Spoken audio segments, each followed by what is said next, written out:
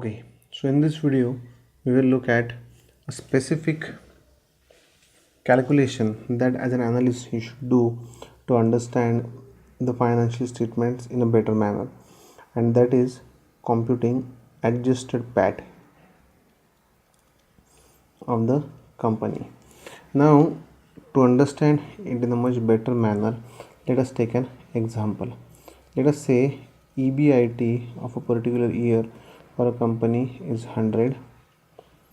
For next year it is 120, and for the third year it is 150. Now let us also include one item, which is extraordinary income, as a part of discussion to understand the importance of adjusted PAT. So in the first year we are assuming it to be nil, in the second year we will assume it to be 200, and in the third year we will assume it to be again nil.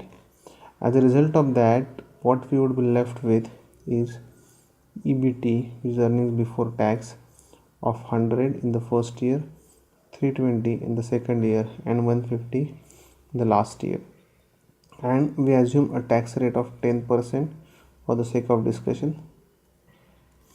So at the rate of 10%, you would end up paying tax of 10 in the first year, 32 in the second year, and 15 in the last year. So this will yield you profit after tax of 90 in the first year, 288 in the second year, and 135 in the last year. Now to see what is the year over year growth, we would use a calculator to do that computation. So it is 288. So I think this is a little difficult to use over here given we are in some other application, but after using some other calculator I can see that the growth is about 220% over here. Okay, and over here the growth is about minus 53%. Now this is what gets typically reported in the majority of the financial newspaper, which say in a particular year, conveying that the company is really doing well, that the company reported PAT growth of 220%, and the subsequent year you see the PAT reports a decline of 53%.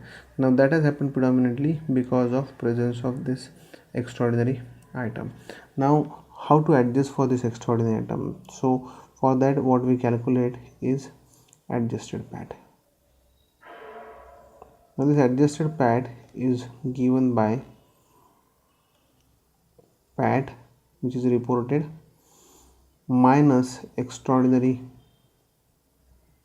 income, and if it is expense, then you have to add extraordinary expenses, and then reverse the tax effects which you paid on account of this extraordinary income or expenses.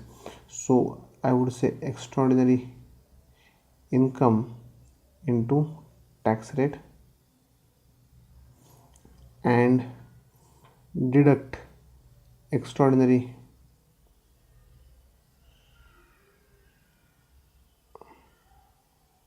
expenses into tax rates. Okay, so I think I have written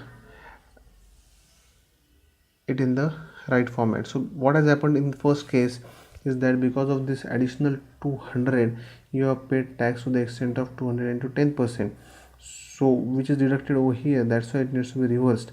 That's why we are adding back that tax over here. So to consider that example, in our case it happens to be 288 minus 200, which was extraordinary income, which results into 88 as the intermediate income, and then we will say extraordinary income into tax rate. So this extraordinary income into tax rate of 10% means you have to add back 20 which you paid on account of extraordinary income, so which results in adjusted profit after tax as 108. So over here we will say adjusted PAT. So 90 in the first case as it is, second year it is 108, and third year it is 135. So if you observe the growth over here, it is 18 on 90, so it is 20% growth, and from here to here the growth is 27 on 108, so it is 25% growth. So now if you take away the effect of extraordinary income or expenses, you would see a normalized regular growth getting back in shape. So if you look at this growth and calculate EPSs, PE multiples using these PAT numbers, the company may not look overvalued or undervalued. So just to elaborate on that, if you use this PAT for computation of EPS, this number will be significantly higher. The EPS calculated from that will be significantly higher, and that's why you would see P multiple would be significantly lower, which may indicate wrongfully that the stock is significantly undervalued and may give a wrong indication. That's why it is very critical to calculate adjusted PAT of the company. That's it for now. Thank you.